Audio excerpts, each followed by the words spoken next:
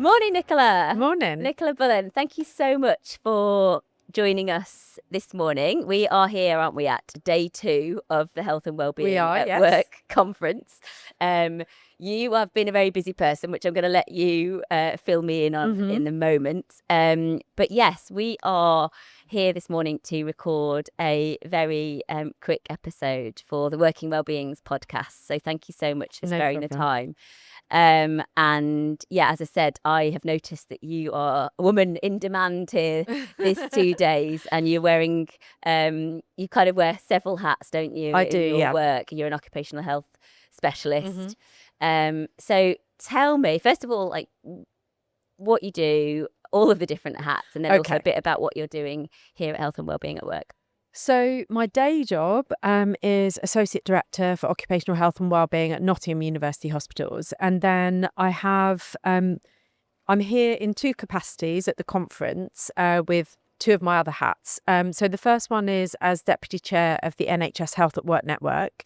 And then also I'm a Director of Occupational Health Liaison for IOH, the Association of Occupational Health and Wellbeing. And I do have a couple of other sort of side jobs, I suppose. One as an advisor for a neurodiversity charity. And then, so in fact, that's all my hats. That's a lot. That's plenty of hats. That's plenty of hats. But for today and yesterday, I'm actually co-chairing the Health Conditions Theatre. So we just introduce all of the speakers, myself and the chair of the Health at Work Network. So yeah, it was a busy day yesterday, and I'm sure it's going to be as busy today. But it's really enjoyable. Some excellent quality speakers here today, and looking forward to it. Yeah, amazing. Yeah, there's been a real buzz, hasn't there? This last yesterday, and you can just sort of feel the excitement, and there's lots of new conversations I've noticed as well, which is great. What would you say the kind of 3 highlights were from yesterday in terms of what was on the stage? We had a really good panel session chaired by Nick Powell, which was really insightful in terms of some of the things that they were being probed on by the audience. That was great. We had a great session which was all about lungs at work and people being exposed to things like silicosis, which harm the lungs. So really about how to protect people in the workplace.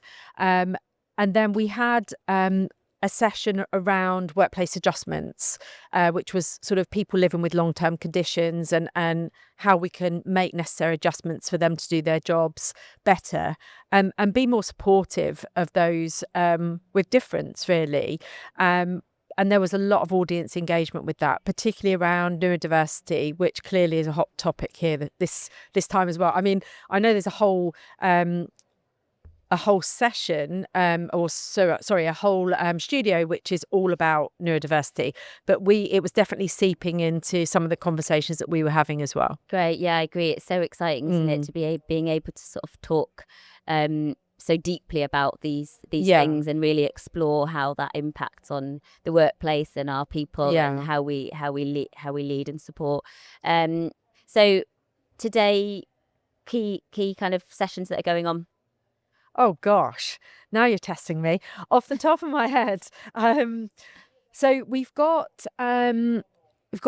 Professor Kevin Bampton, who is going to be from the British Occupational Hygiene Society. I think that would be a good session. Yeah. We've got another panel session chaired by Dr. Robin Caldell. So again, I think that would be a really good session. But to be honest, every session we had yesterday, it was full. There was no empty seats.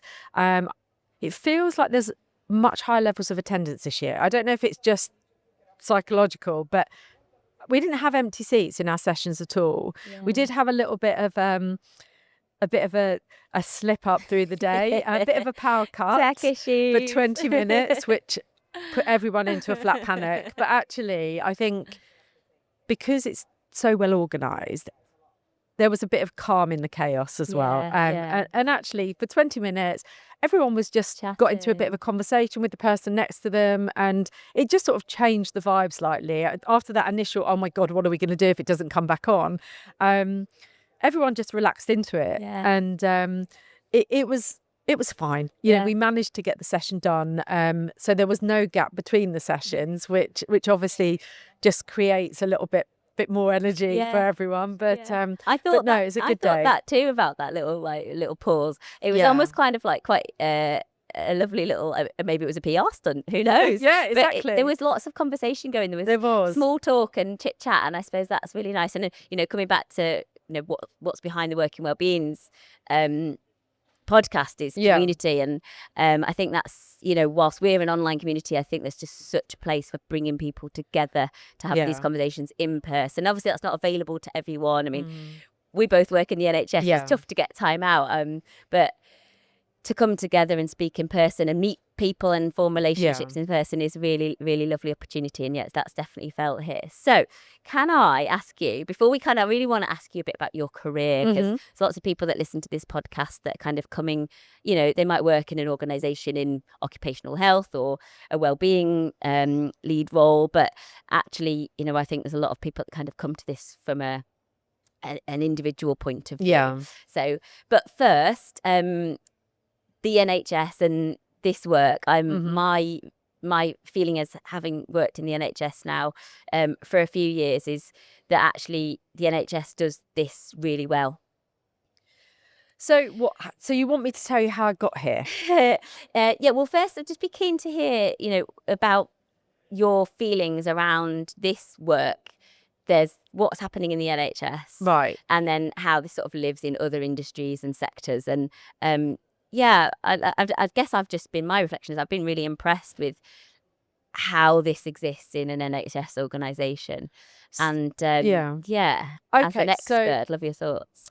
So I guess I've been sort of supporting staff. So I'd say I'm passionate about keeping staff healthy, safe and well at work. That's how I position it to my organisation. That is what I care about. That's what brings me to work every day. And in my organisation at the moment, I look after 20,000 people.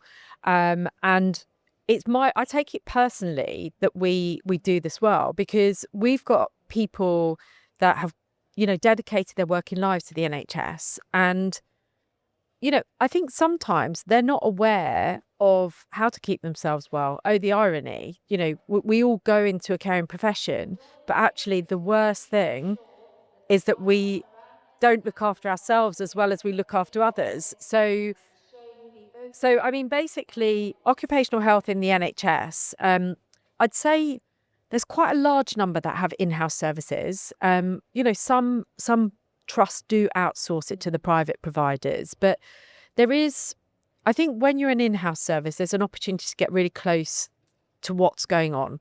Hot topics for us at the moment, the NHS is hugely focused on absence management. So I'm taking a lead on a programme across the East Midlands, which is looking at reducing absence management at least 1% a year. So 1% a year for my organisation to reduce where we are currently is about £10 million. So it's a huge amount of money. And I think to get that level of consistency around how we look after our staff, some staff are in really huge teams, and I think the level of support that they get is not consistent. So what we're trying to do is to have a sort of a blueprint in terms of how we look after people across the organisation, every profession. So we're looking at absence management tools, we're looking at supportive interventions, we're looking at early intervention, and they're all things which are obvious. But I think in the light of day, everyone's busy looking after patients. But if we don't get this right, we'll never make improvements. And I think we have a responsibility. People are working for longer. Actually, one of the talks that we did have yesterday was the 5 generations of people we've got in the organisation. You've got your young apprentice who's fresh out of college at 18, and you've got a domestic who's 72, who's worked for the trust for 50 years. I mean, these people don't speak the same language, in terms of their life lessons and their expectations on the workplace.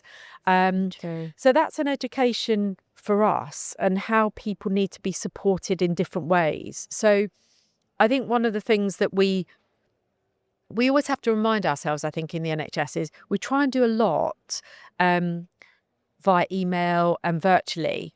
And we've got a whole generation of people that don't communicate in that way. So we do have to use posters, like, let's go sort of old style and put posters on the back of toilet doors to communicate with people. So we're sort of having to remind ourselves that we've got to have many different ways of getting communications out to staff to engage them in the support that's available to them. Because I would say probably 70-80% of our staff are not sat in front of a computer, but that's our main comms, which is a massive life lesson, I think, for us on a daily basis. Yeah, I can definitely relate to that challenge in the job that I do, which is quite operational. So it's my job to do that communication bit, and that's tough. So you just said there around those goals and those objectives around that 1% and 1%, and but actually some of the solutions are actually quite obvious. So is this about sort of subtle cultural shifts that will help to move the dial a little bit? So I think there is a culture piece, and that's that's always going to take longer.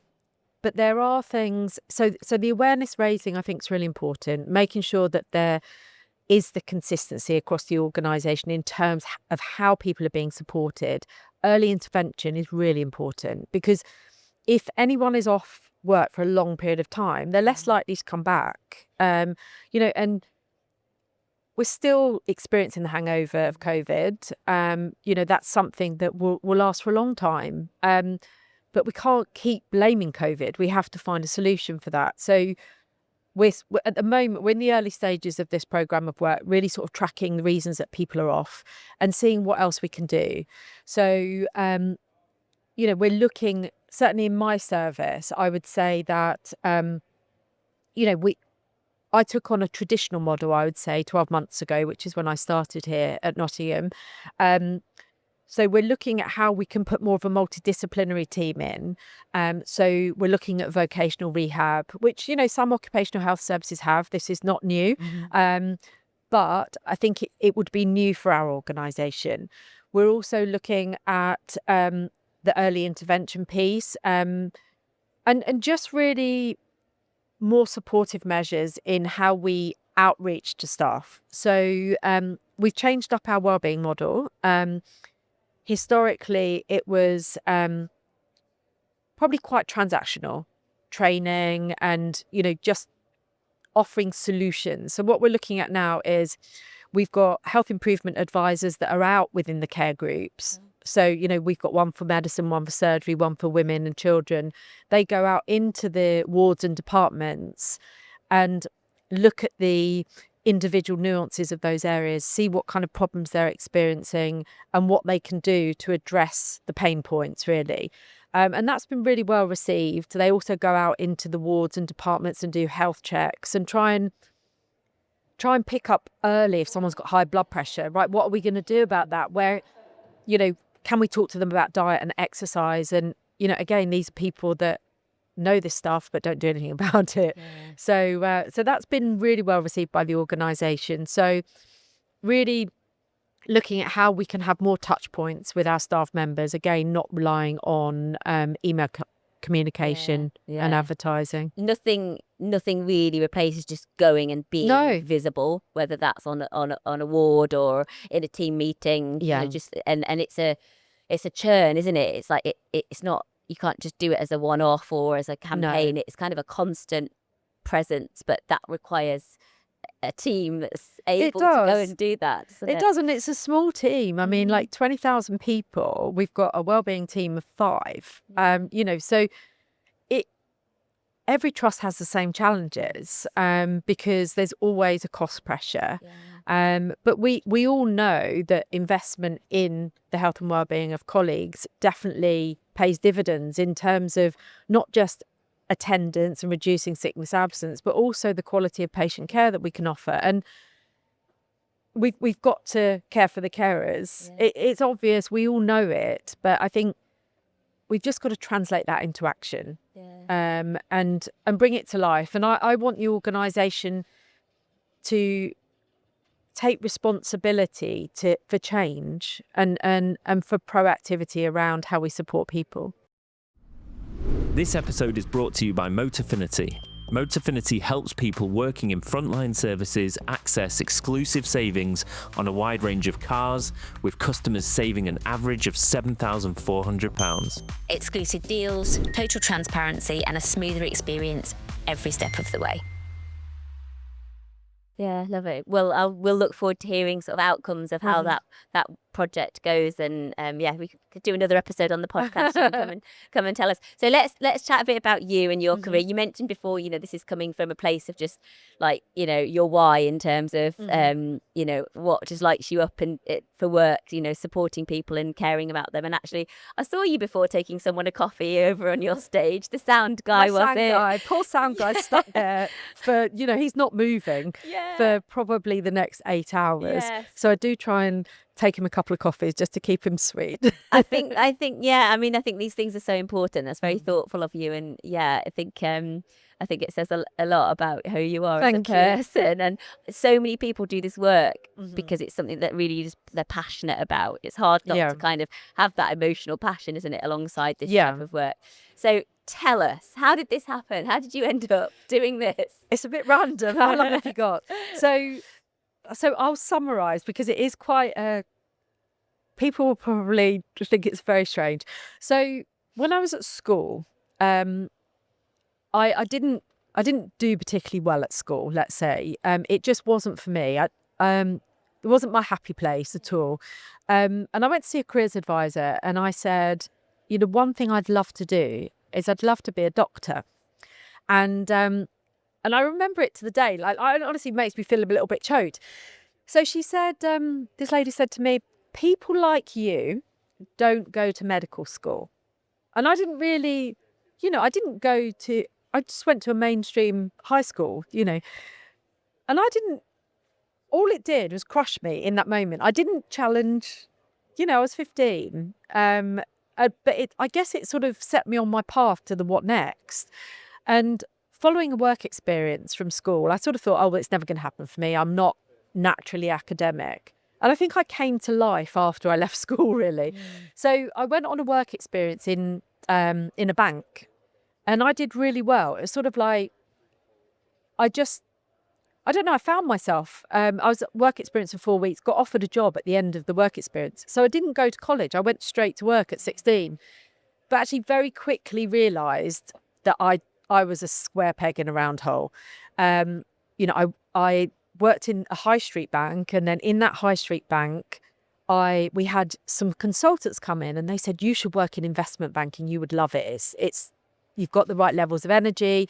So I've always just been in the right place at the right time, where someone has suggested something to me that's fitted. So I went into investment banking, became a trader for a bank, hated all of it. Because still in the back of my mind, I wanted to work in the NHS, but I didn't know how. And from there, again, someone said to me, you'd be really good at executive search. And I was like, okay. So I went and did it for banking, because that's sense. What I knew. And then met someone at a conference who said, I want to set up an executive search company in health. And I was like, yes, there we go. There's my link.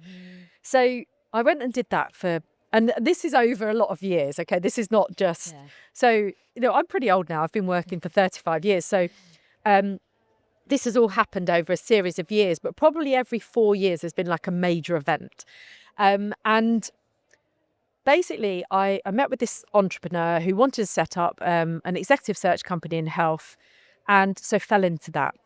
Went to a conference, I think it was the NHS Confed conference, so this is going back a long time now, and did really well at that. So really managed to establish my networks within the NHS through this work that I was doing in executive search, interviewing chief execs for jobs, senior execs and everything else. And then the more I was talking to these people, the more I was thinking, I want to work in a hospital. I don't want to do what I'm doing. I was pretty good at it, but it wasn't really, lighting my fire at all. So my then boss of this search firm said, look, I'm going to speak to one of my clients because you don't want to be here, do you? You want to work in the NHS. And I said, because I was just getting really interested in what the NHS was about. And so he set up a shadowing opportunity for me with the chief exec in Brighton at the time, Duncan Selby. And I spent the day with Duncan, and that was it. I at the end of that day, he said to me, "So I hear you want to work in the NHS. What can you do for me?" So he was like, "Right, prepare your elevator pitch. Tell me why I should give you a job." And it was really, I don't know, I just suddenly felt this is it. I'm going to make this happen. So, I literally followed him around like a little sheep for the day, went to all the meetings. But what really struck me was the way that whilst this guy was a chief exec, there was a real sort of human element to what he did. He wasn't sat in an office. And I don't think it was for effect either. Everyone knew who he was. So we were walking around the wards and departments. I went to all the meetings with him. And I just felt, in that moment that that's the sort of leadership that I would like to display in the future. So still at that point, I was probably fairly young. I would say, mid to late 20s at that point. So I'd still been working for a decent amount of time. So what, he gave me a bit of a job card to go away with at the end of the day and said, look, you've got to prepare a sort of what's in it for me for your other chief executive clients and make a few approaches. So I thought about the chief executives I'd worked with over a few months, and there was one in particular who I'd placed about 3 execs with. So we'd had lots of interactions, lots of touch points. So he knew what I was about. He probably had already picked up, what I could add. So I contacted the chief executive in Birmingham, and I lived in London at the time. So this was all very, flying by the seat of my pants at this stage. And so I managed to talk myself into a job to do headhunting for the NHS. So don't pay search firms anymore. I'll come and do it in your recruitment team. Yeah. So it was just an easy transition in the knowledge that wasn't really what I wanted to do. And basically from that job, I did that for about 2 years. Great. I made lots of contacts in the NHS, obviously established myself as someone who got things done. And then the then lead for Occupational Health and Wellbeing left, and they didn't appoint. And I knew nothing about occupational health. I didn't even know what it was, And but I just knew lots of senior people in the organisation. And I was approached and they said, look, we need someone to manage the service. Just, hold on to it until we appoint someone. And that's how I got into occupational health. And so I ran that service for 4 years, learned all about it, probably found my thing, and that was probably where I guess I started to feel like I was really adding value. And no, I didn't follow a medical line in terms of my NHS career, but what I was able to do is to really add value to the people that were caring for our patients. So indirectly, I was contributing to the things that I was passionate about. And, that was, 2007. Yeah. So, it's been a long time now. Yeah, what a story. And, so I moved from London up to Birmingham, just up and left my life in London. But it was the best thing I could have ever done. And it took me a long time to get there. Yeah. However, I worked in Birmingham for 4 years. Then I went back to London to work for a big London trust. Same job. But, very quickly, and in fact, no, it wasn't the same job. I got a more senior job in London. So I took my first director job in London, working for Imperial. So I've kind of jumped around. I guess my partner's been very understanding. We've got no kids, so it's been a bit easier to move around. Yeah. And, he's got the flexibility to work from home. So it's allowed me to sort of Go where the work is. And I guess once you've got something settled and steady, I'm then right, what's next? Yeah. I mean, I took on a service where a large majority of the team at Nottingham had left to move to a local police force.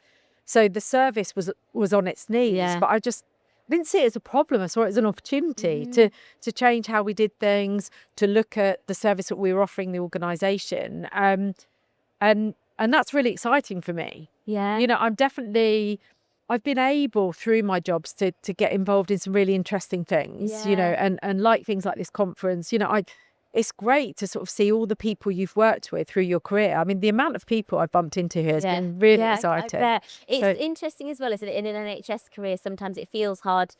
It can feel hard to go outside the lines and go into a slightly more innovative,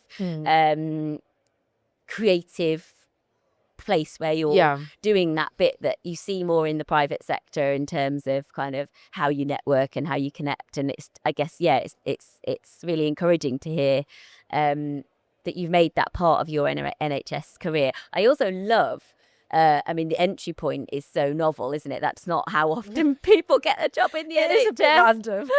I'm gonna have to let you go in a minute. You got to get over there, but yeah, that is incredible. There's been a few people coming and talking about where they came from before, and there's been some interesting ones from teaching. Often, quite often, you see sort of people working physios and PTs and things like that. But yeah, and I don't know if we've had investment bank to NHS OH leader. I don't think a lot of people know that about me either, actually. It's because it's so long ago, and you know, so I sort of become more educated as I got older, because, as I say, school it wasn't the right fit for me. You know, like I couldn't learn at school. It wasn't the right environment. But when I went to work, I was sort of like, right. Yeah, you found that. I love that. Well, I'm going to have to let you go because you've got a day ahead over there. It is. Well, we wish you all the best for today. It's going to be a big buzz, I think, again. We can already see the stage that's just here filling up. So thanks so much for sharing insights into the work in your region in occupational health and your career story. That's really inspiring for everyone. And we would love to have you back sometime to hear more about the work. Hopefully with a success story that I've saved the NHS some money. That would be a good one. What was it? 10 million? 10 million a year, no pressure. You'll be working nationally by that point to try and have that impact. So thank you so much. Thank you. And we'll see you soon. Thank you, Alethea. Nicola. Cheers. Thanks for listening to this episode of the Working Wellbeings podcast, recorded live at Health and Wellbeing at Work 2026. This episode was part of the Full Tank Thinking series, sponsored by Motifinity. For more great episodes, click the link on screen now. And for more information about Motifinity and the work they do, check out the link in the description below.